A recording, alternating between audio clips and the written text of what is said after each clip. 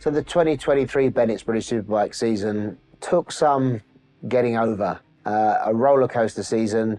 I thought it was a brilliant season. In terms of action, I think one of the best. 2023 Bennett's BSB was absolutely crazy. Glenn Owen's going to win, but your new British Superbike champion is Tommy Bridewell. A fabulous year. Will it be repeated? Don't know. How's Tommy going to go this year? Only time will tell. I think even if sometimes when you look at a championship on paper, you might think, oh, well, yeah, that's the way it's gone. It's just Ducati domination, but that obviously doesn't tell half the tale, you know, half a point between them. There were going to be some personalities clashing there. I think it was not just obvious, but it was inevitable. And it all just kicked off, really, from Oulton Park. You know, emotions were running really, really high after, the terrible news about Paul Bird. And you almost felt like going into that weekend that maybe this would just be a calm, somber weekend. And then the lights went out. And it all went mad.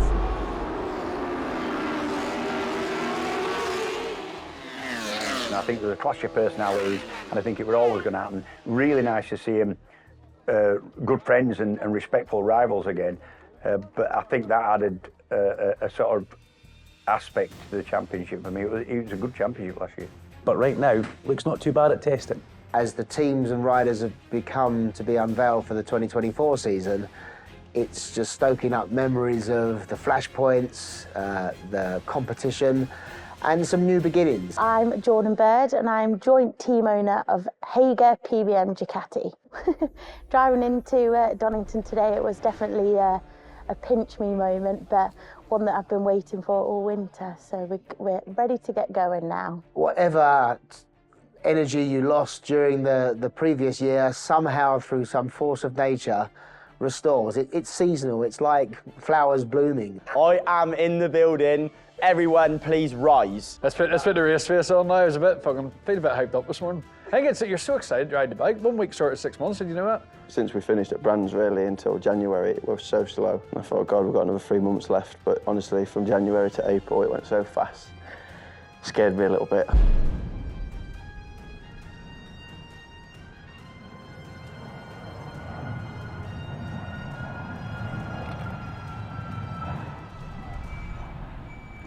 She's tight.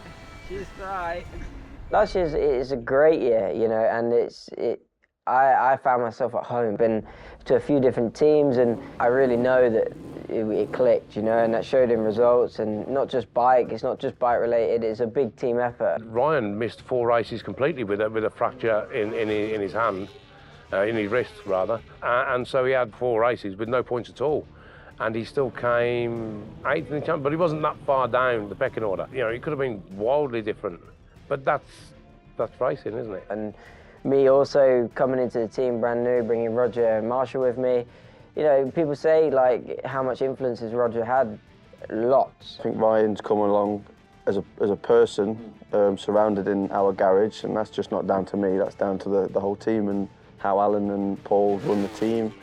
Ryan's obviously shined and done a lot better than what he's done in previous years, not because he's rode any better, he's just got a good team around him and the bike suited him. Same as what it was for me when I jumped on the Yamaha. I won a few races and got a few podiums that I'd never really consistently done. And then obviously last year was just like the cherry on the cake really. Won a fair few races, on the podium a lot of times, and like you said, I went all the way to the last meeting nearly to win the championship. So yeah, I was very proud, and yeah, touching on what you said with Ryan, he's going to be, well, definitely the one that's going to be closest to me fighting for the championship, I think. I know that Kyle's been doing a lot of riding out in Spain, and I know that Ryan's been doing a lot of motocross, so they've been on bikes and still keeping themselves sharp. They're also on bikes that they know very well. Glenn's also on a bike he knows very well, but they're different characters, they're completely different people. You know, Glenn's like a million things going on in his head at once. Coming into this year, it's nice to be back, you know, the same team really. Obviously ownership is now officially changed, you know, following Paul's passing away last year, and Jordan and Frank have took it on. It was a real whirlwind. It was, you know, I lost my dad, so dealing with that whilst trying to run the team and have both riders fighting for the championship. I guess that part of it was a dream scenario. You know, what team owner doesn't want both their riders fighting at the top? So it was very, very high pressure, very high pressure. But you know, looking back at the last round last year, it was amazing, and I wish I was a bit more present in it at the time, because now I look and think that was seriously cool. So you know, I'm grateful for, you know, Tommy obviously winning the championship, and both of them, Glenn and Tommy, making a show. It's a difficult one because, you know, every championship has a story, and this was the story for last year's championship. So whether Tommy stayed or went somewhere else, you know, we still earned it as a team. He rode amazingly and deserved it, and my boys put the bike out there for him to do it. So, you know, whether the rider stays or goes the following year, it doesn't take anything away from it. It was championship number 9 and my dad's last championship as well. So Tommy will always have a special part in PBM purely for that reason. He gave Dad his last one, and yeah, I will always be very grateful. The PBM dynamic needed to change.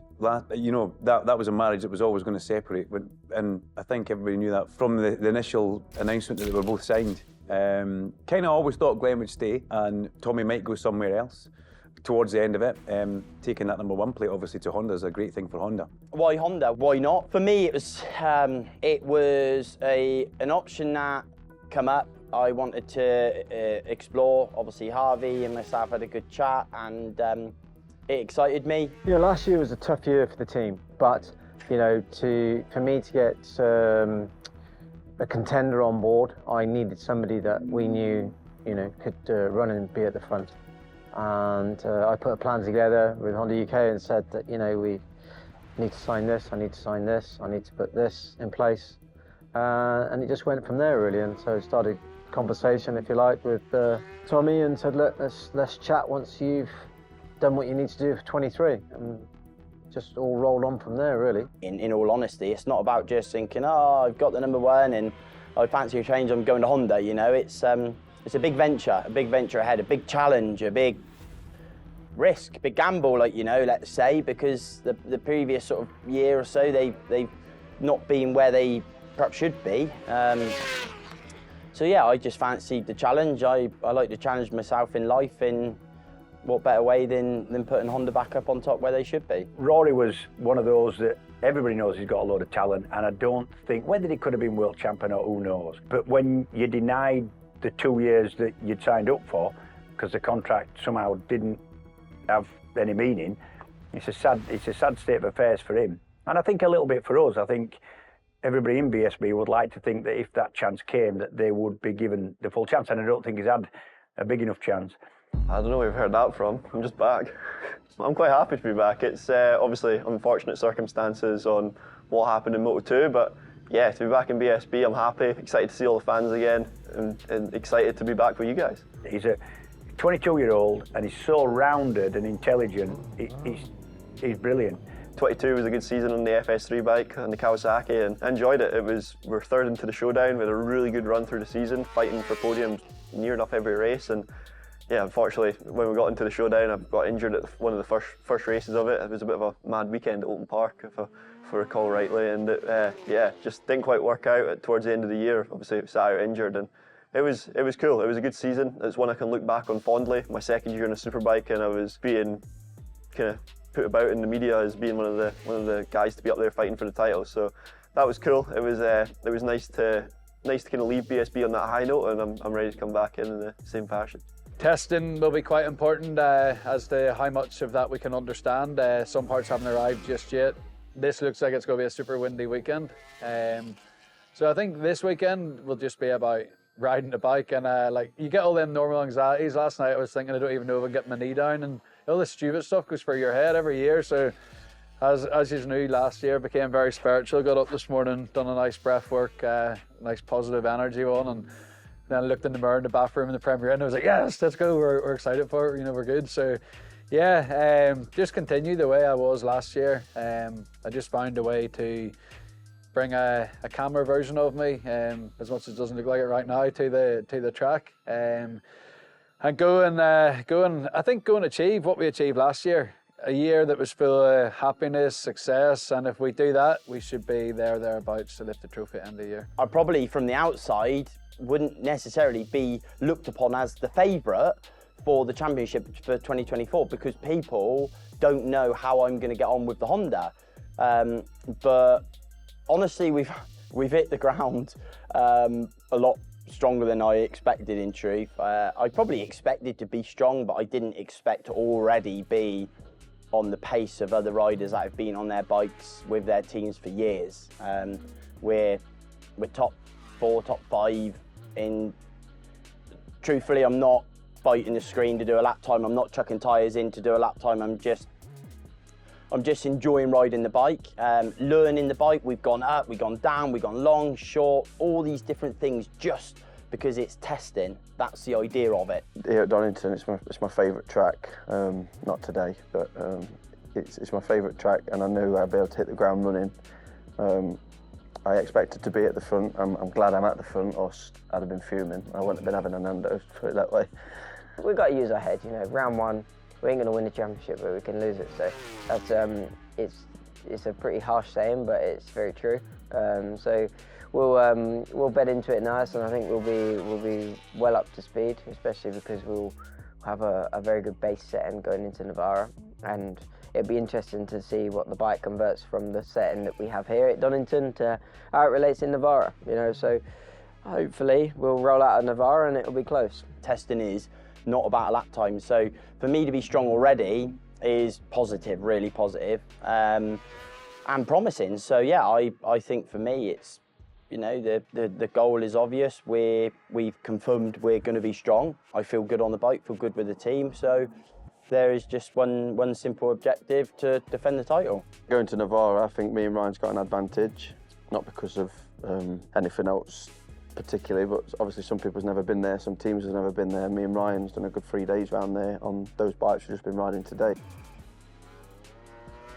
I think the best thing I can do is bring the best version of myself to the racetrack every weekend. It's something that I learned a lot last year. I learned by watching MotoGP and hearing the commentators. You know, Pecco Bagnaia found a way to do that. And at this level and this expectation and level of support that people put into the teams and into us as sponsors as well, it's only a given that you should arrive fully prepared. You know, what I achieved in sort of part 1 of PBM, and long may it continue. The Bennett's British Superbike Championship has always had a small affinity with Spain because teams and riders have tested there for probably the last 20 years, taking advantage of better track conditions. And that gave the seeds of a thought, together with a circuit that has become part of the Motorsport Vision Group, to seed those two things together, where testing, which is a regular pastime in Spain, can be annexed to an actual race event, and for the first time testing and racing at the same track outside of the UK. So British Superbike Championship in 2024 that is going to be bigger. It might be faster, it's going to be more exciting, it's just got a little bit of everything. There's some subtle rule changes to keep the competition close, to make the competition more tactical in some places. So for all the talking and all the prophecies, we just got to let the racing do the job, because Bennett's British Superbikes is all about racing, and we feel it, we live it, and we love it.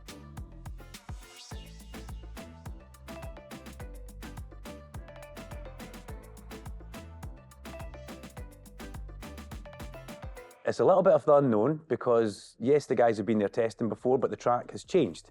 There's been a lot of work by MSV and MSVR to get the track ready for this round, the first round of the 2024 Bennett's British Superbike Championship. Wow, not a betting man, Scottish, you know, I like to keep my money in my pocket. The big question for me is, in 2024, where do you look? I mean, where do you look? There are obviously names that jump out on a piece of paper. The guys that were contending last year, you know, Glenn on the Ducati again. Tommy, I know, has moved to Honda, but, you know, he's got the #1 plate and he wants to defend that. And then both Kyle and Ryan, you know, are going to be strong. Who knows what will happen? But I think come the end of the testing and the start of the race weekend, we will see OMG there, we will see PBM there. We'll probably also see Honda up there with Tommy Bridewell, and I'm pretty sure Jason O'Halloran's going to make that Kawasaki work. We've had a team of Leicester Championship in McCann's that it was always going to happen. They knew it was happened. Their 10 years run its course, and that sometimes makes people think, oh, it's going to be a bit lacklustre next year. But actually, it has the opposite effect generally. I've seen it happen before. Racing ebbs and flows, and I think what happens when you lose a high-profile set of riders or rider or team, what it does, it encourages other people to think, you know what, we've a great chance here. And they're putting it all on the line. To come back, you've got to win, to try and go again. And if you don't, it could be a career loss. And before you know it, you've got like a dozen riders who can potentially win races and maybe surprise you this year. But across the board, there's so many riders that I think want to prove a point. Danny Kent, you know, the McCann's by Martrain team. You know, just coming into the race weekend in general, I was very motivated and I was confident in the work that me and the McCann's Racing by Martrain team have done. We wasn't throwing tyres at it. We was just sort of we had a plan to go through testing, try different things. Wasn't throwing tyres at it, wasn't going for lap times, but lap times were competitive enough. So I knew that come race weekend, when we really need to go for a lap time, we were able to do it. It's never enough time, so I've just finished FP1 where after 2.5 days here, we rolled out with different gearing that we hadn't tried yet. We also tried a different fork tube from Ouulton's. That was on our list to do in testing. Again, we didn't get through it. We actually had a crash, but we were able to get back on and continued the session on the same tyres. I feel good, but the feeling of the bike underneath me this morning was very different to what I had on Wednesday and Thursday. So back to what I believe is a good setting. This weekend, first round, SUPERPOLE, high pressure. Your nerves kick back in because it's the first round and so on, and you get one opportunity, you know, where normally in qualifying you can kind of go, right, I'll build up, I'll build up, I'll build up. There's nothing really in it between me and my teammate. We're both going to be fast, and you know, we both know the capability of the lap time. We know it's going to be a lot lower than what it is at the minute if we put it together perfectly, but it's very difficult here, you know, it's really difficult. There's a lot of first gear corners.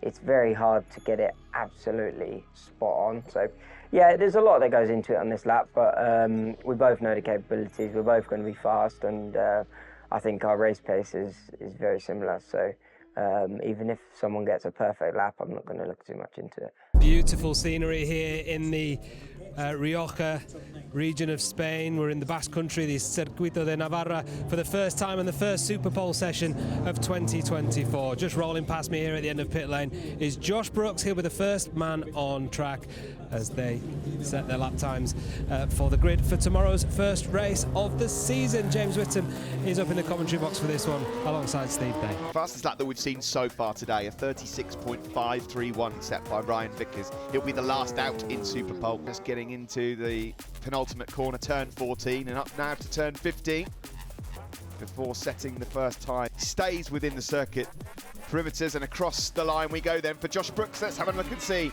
where this puts Brooks. A 37.7 across the line for Nesbitt, a 37.4. Rory Skinner, the 22-year-old from Perth in Scotland, does go fastest, a 37.173. But this might not challenge Skinner. Over the line then for Jason O'Halloran, and he will go into 7th place. We still were quite fast, flying about on our own, not seeing any other riders. You know, I think that bodes well when we put in what we like and we get up to speed again. Testing's been good, like I say. The track is difficult to pass on, but we have the Ducati and we have the motor underneath us, so the last sector has been somewhere that I've been really, really comfortable. It doesn't mean the pass is going to come in the last sector. It may be setting it up into turn 1, so we'll see. We need to be on the front 2 rows. He mentioned that because of the nature of this circuit, it is going to be so vital to be on those front 2 rows in qualifying. It's a good lap this, 1 corner to go. Let's see where he's going here. Surely a 136 for Glenn Irwin coming here, the runner-up from 2024. A bit of a twitch on the exit though. He just stays within track limits across the line then for Glenn as he lost time as a result of that.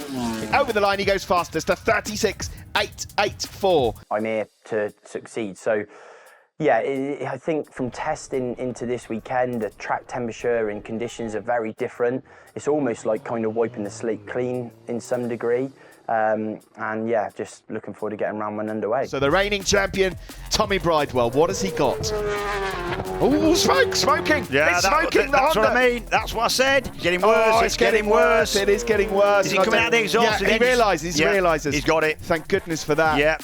Obviously, you're watching all the other riders' laps, and then it came up to Tommy where I was after him, and I saw all the smoke, and 9 times out of 10, when there's smoke, there's normally oil. We've got a red flag, and that will be obviously for obvious reasons to They've go got and to check the for oil. circuit. They've got to check for oil. Yeah. The officials did their part. They went out and checked the track. So I just went out. Luckily, we go out pit lane. We do one sighting lap. So I was on the sighting lap.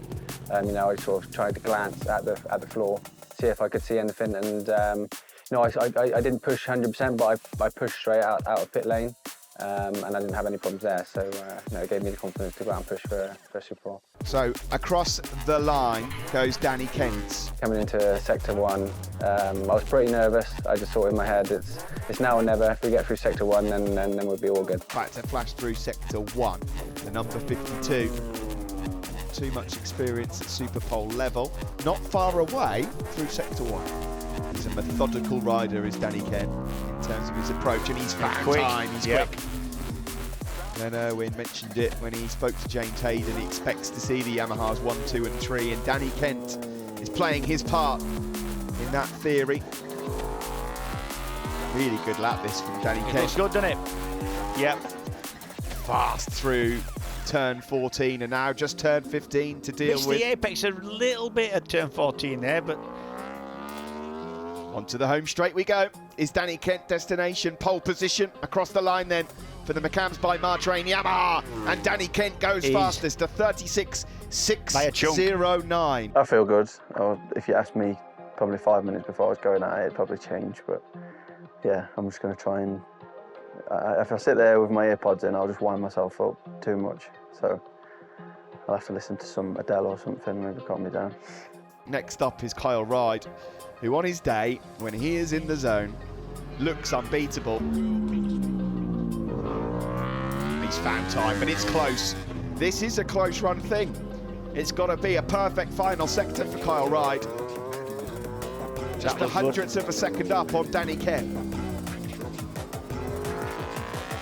And it looks like a good final sector as well. It looks clean, doesn't it? Just a couple of corners left for Kyle Ryde, number 77. And that's on point now at 14.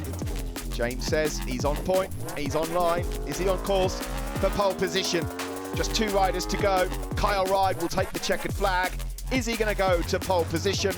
Ryde earlier managed a great time, but he's lost time in the final sector. Danny Kent at the moment still on for provisional pole. This circuit, especially turn 1, is like lightning fast, so it took a run just to get my brain back up to speed, pulled in, had to sit down for 5 minutes, went back out, felt brand new again. So, it just bedded back into it, but that helps with SuperPole because we've done 4 days now on track, and we know this track like the back of our hand now, and we've got a good bike for it. So it's actually quite nice doing SuperPole because, one, there's less time on track, it's pretty cool, adds a bit of atmosphere, and yeah, we're in a good place for it. So let's see what we can do. I just think if I do a decent time, as in what I know I can do, I think we'll be on the front row or front 2 rows, and I'm happy with that for the first race of the season. After injury last year, came back and got to winning ways in Bennett's British Superbikes. He's riding around to the tune of Red Hot Chili Peppers, and let's see if he can put in a red hot lap time. Yeah, no shortage of confidence, hasn't Ryan? And he's really found his feet with the Yamaha, really suits his riding style. 25-year-old from Thetford in Norfolk has just got a little bit of swagger, and I don't mean that in an arrogant way. I know exactly what you mean. In the paddock at the moment, and I think he's just happy to be starting the season fully fit. Yeah. He's lost time though in Sector 1, and that's not a smidgen loss. That's a little bit. A 1/10 and a half already down. Danny Kent here might well be on for his first ever Bennett's British Superbike pole position, unless Vickers can reel that time back through sectors 2 and 3. Down the back straight then here in Navarra, breaking into turn 9. Big barking crossplane crank Yamaha. comes roaring now into sector 2, and he's found all that time back. Well, that's What a good middle sector. sector for Ryan Vickers now. His teammate Kyle Rye didn't quite knit this final sector together. He's pushing. He is pushing. Yeah, a bit too much, I think. He was having a go at that. You can hear the tyres Yeah, squealing. screeching, yeah. So into the penultimate turn 14. Now into the final turn 15 is Ryan Vickers on for his third pole position of his career. Around the final turn we go, and onto the home straight. Is it Danny Kent or is it Ryan Vickers to take pole? The first one of the year, it's going to be Kent. If I'm completely honest, I didn't expect to be on pole position just because I'm a rider that normally, I'm a rider that builds into my lap time. In the past, I have struggled just to go straight out there and go straight to a fast lap time, but I surprised myself. But no, I have to give all credit to the team. You know, they gave me a great bike. You know, it just feels very effortless for me to go out there. I guess this is the good thing about riding in Yamaha. The bike was on rails. I think it just comes down to the hard work me and the team have put in through the winter and through the testing.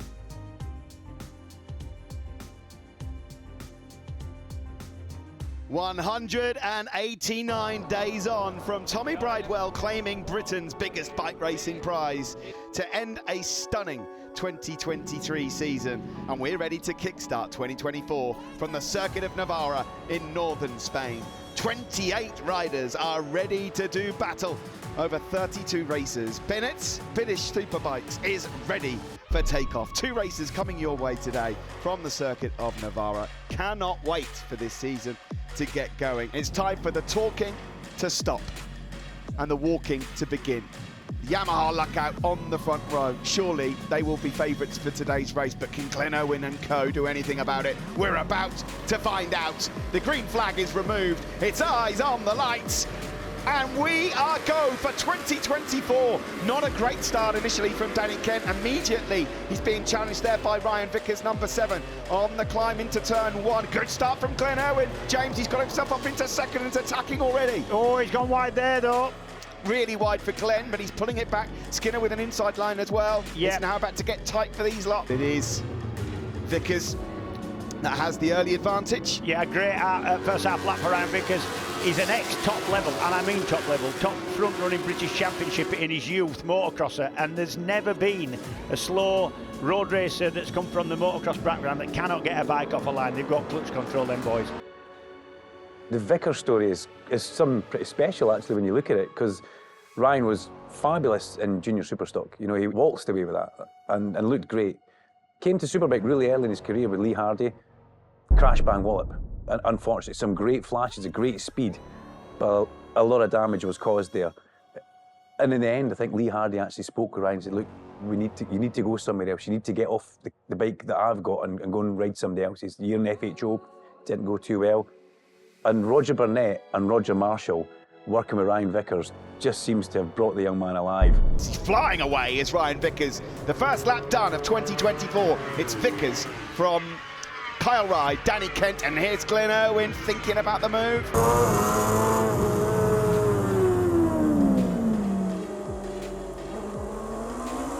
Kyle Rye is just putting a bit of pressure, and so is Danny Kent on Ryan Vickers, the race leader here, lap 4 of 20. It's a long old race, this. All on the zero. Oh, hang on, James. Here comes Kyle through turn 9. Is he going to get it ready? Could run wide here. Ryan Vickers has got a nice tight line.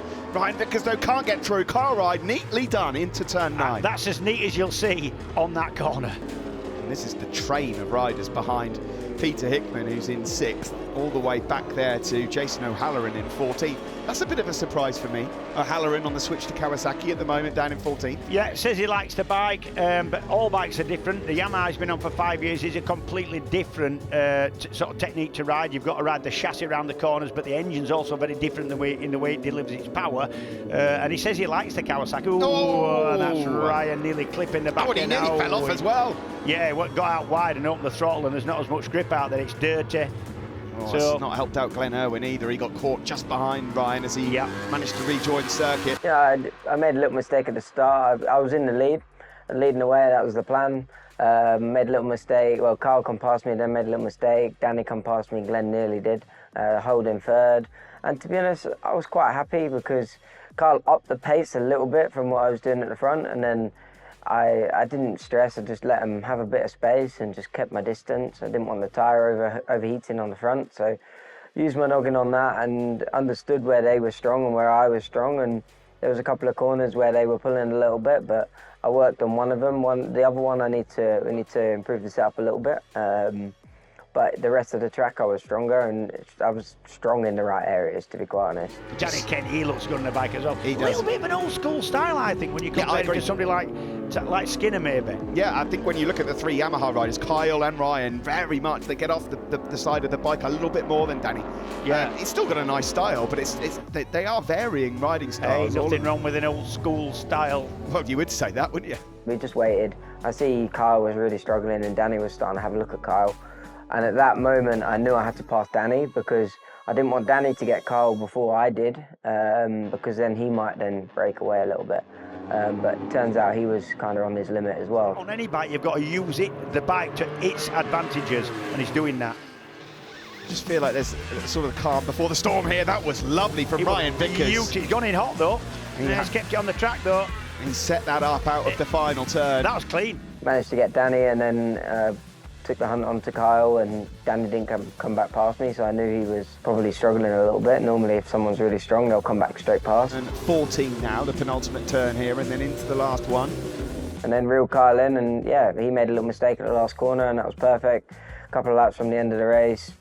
Perfect time for me to go through. See how we get on here. Tight entry from Kyle Ride, and Ryan Vickers immediately trying to challenge, and then it's not going to quite work out, but they will be side by side over the line to start lap 18 of 20. Here comes Vickers now, surely not into turn one. Vickers versus Kyle Ride, the teammates. It's blue on blue, and through goes Vickers.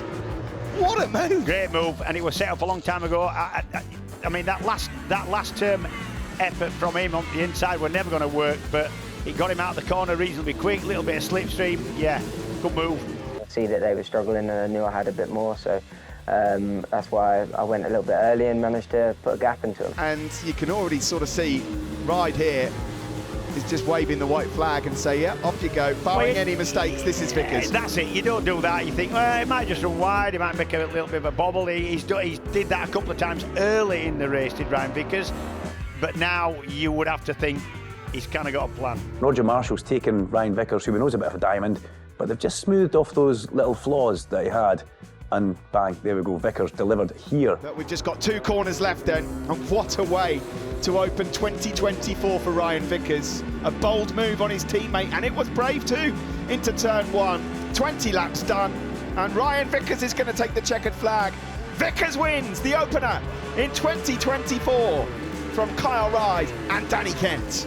And what a win that was.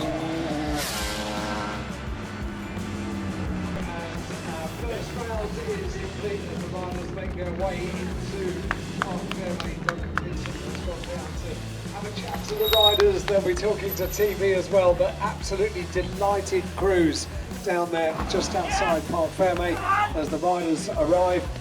Pole for race 2 for Kyle Ride, fastest lap during race 1, and as the riders come to a stop down in Park Fairway, Duncan Vincent will be making his way down there. He'll be a very busy boy. 1, 2. Yeah, that was simply sensational. Great stuff, Ryan. Delighted with that. What the win ticked off? Yeah, it's awesome, you know, dream start. I just used my head, then I got in the lead. I wanted to get out of the mess at the start of the race. I thought there was going to be a few people coming through. Your winner of race number 1 of 2024, the Vicar himself, Ryan Vickers.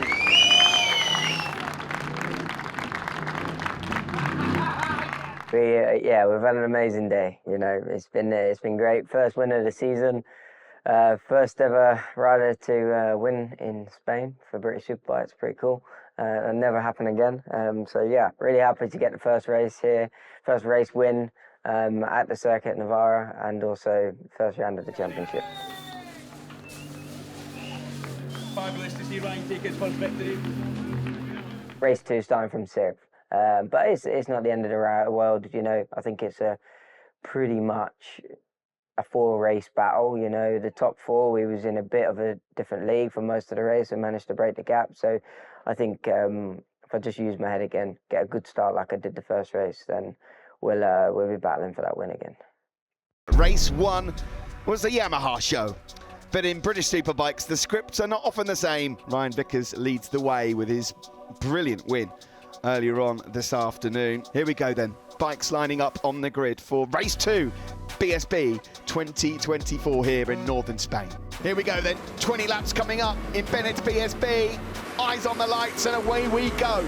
Glenn Irwin didn't get off the line actually, as well as he usually does on the Ducati, immediately being challenged by Ryan Vickers from 6th. Got another lightning start from P6 straight to P3, and there's a little bit of a shake-up on turn 3, and we managed to come out in 3rd still, and I was like, yes, I was like, we can do this again now.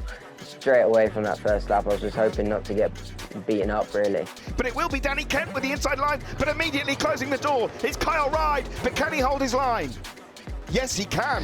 Great start then from Kyle Ride, who leads. Oh, Ryan Vickers almost chucked it down the road. Haslam's been pushed wide and out of the saddle there as well. Between race 1 and race 2, we had a good bike, and we said to the team, me and my crew chief Dave, we come up with the decision that we wasn't going to change the bike at all. Nothing. We just roll the same bike out and just try and improve myself riding the same bike, you know, because there's always a bit of an art in doing that, because sometimes you can actually get more out of the bike than what you think by just doing another session on it, you know, and just understanding it a little bit. And I had a load of feelings from race 1 that I knew I could work around, because there were some laps it was good and some laps it wasn't. So I knew it was an input that I was doing that could have the effect. Kyle Ride it is that leads from Danny Kent and Vickers. There is Leon Haslam, much better place for him to be, and Bridewell, 4th and 5th for those guys.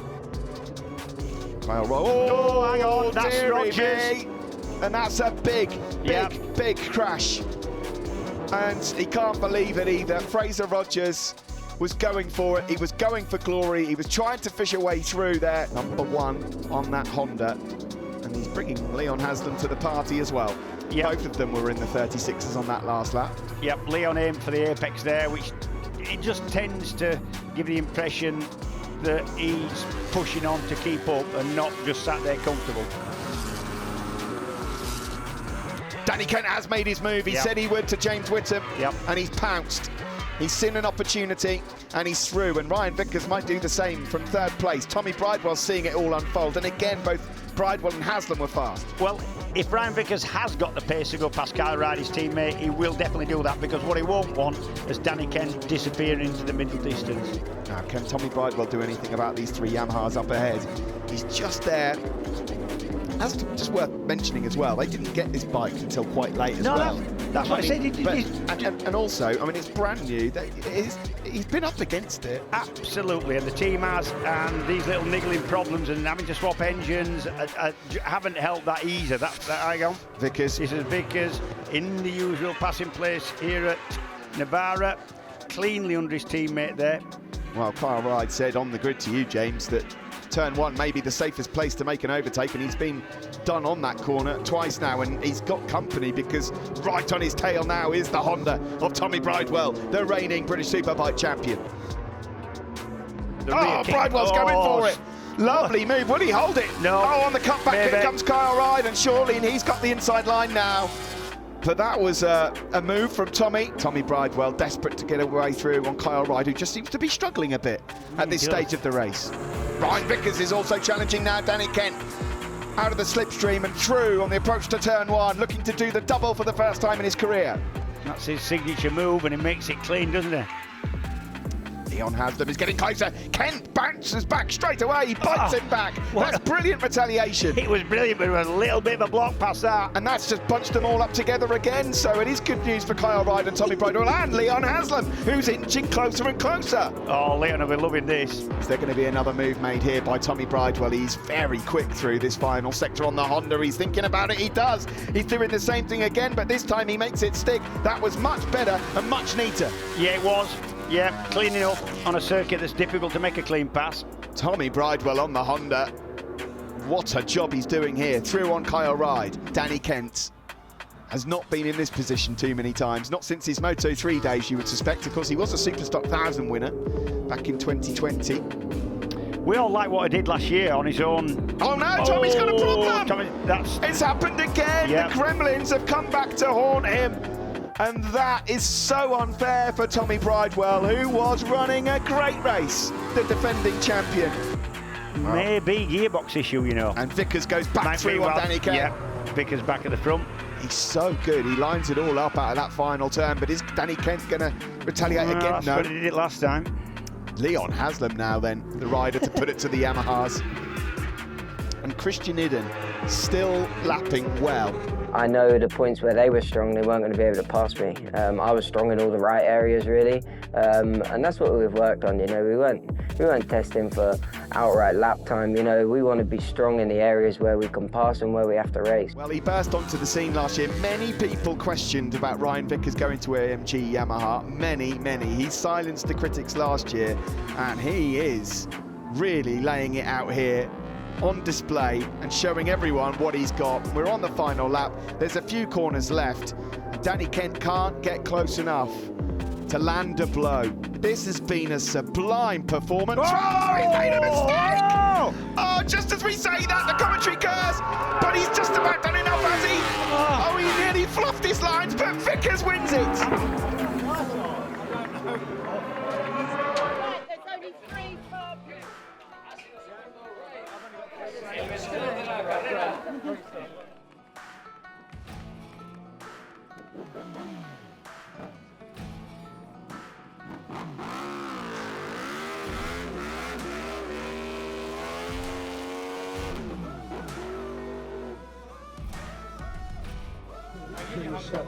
Superbike Championship, and we'll hear from the riders in just... What a difference a year makes, as the saying is. You know, last year, the test here, first session out, crashed, did my wrist, didn't find out that I broke it, I had to miss round 2, you know, at round 1 I rode with a broken wrist and was 15th, you know, I just couldn't ride.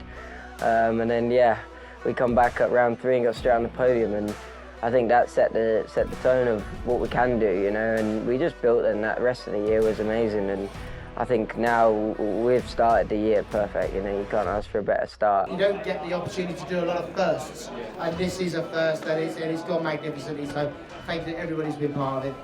And I feel like, you know, it wasn't all about winning here, but I had the best bike and I was riding the best. Your winner and doubles up down in Spain. Let's hear it for Ryan Vickers.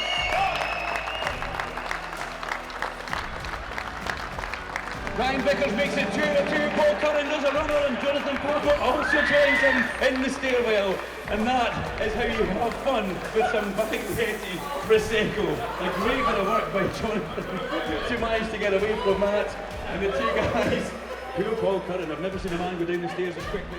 Yeah, awesome. You know, it's a dream come true. To get my first dry win this morning and then to do the double is amazing. And you know, in some good races, you know, we had to work hard and I had to really use my head because it wasn't easy on tyres and we was all in a similar situation. And if we can really capitalise on these good weekends, and that's going to really help our championship fight when we come to having these little rounds where we can't quite get it right. But hopefully there's not too many of them.